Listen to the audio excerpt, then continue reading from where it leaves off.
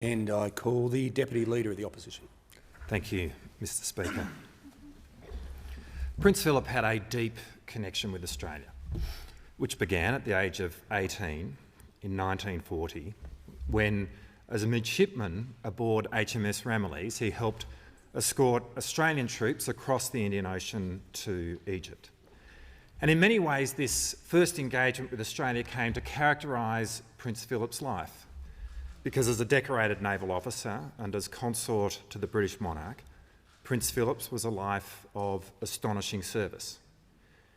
He visited Australia on more than 20 occasions, and so it was no surprise that when the Queen and Prince Philip decided that at least part of Prince Charles' education should occur in another country of the Commonwealth, they chose Australia, and more specifically the Timbertop campus of Geelong Grammar School.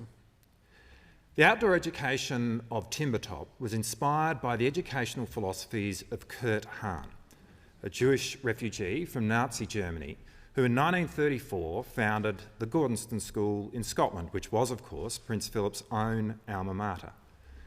It was a school to which he was devoted throughout his life. It was where his three sons did the bulk of their education and where Princess Anne sent her own children and served on the Board of Governors. As a boy at the school, Prince Philip was the guardian of Gordonston, the school captain.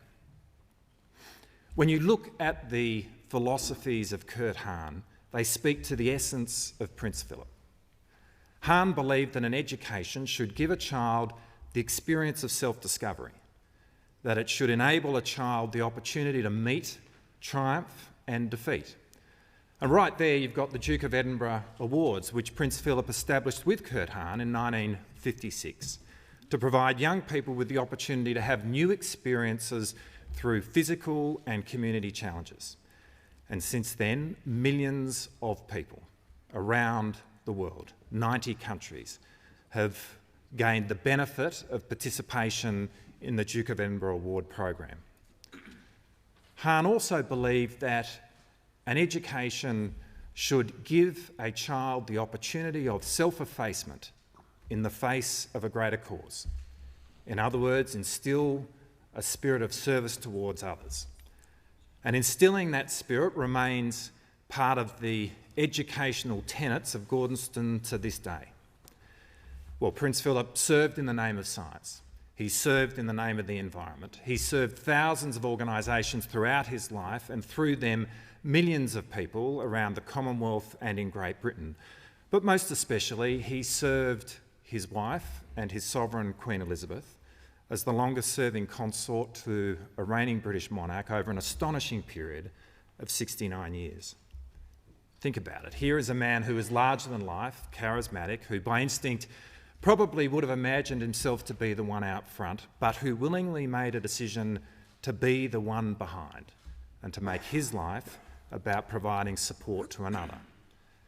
Now, of course, that's a decision that millions of people make, to provide support to a husband, to a wife, to give loyal and faithful service to a leader at work. But Prince Philip's example reminds us that those who give that support are just as important as the ones who are out front, and that in making that decision there is in it a profound nobility, and that just occasionally it is that person who gets recognition of the highest order.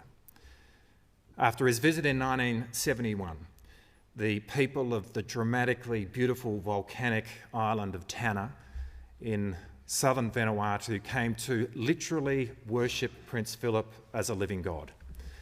Well, whatever his status, Prince Philip leaves this world much loved.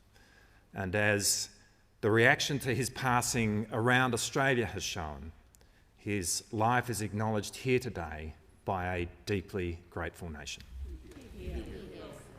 And I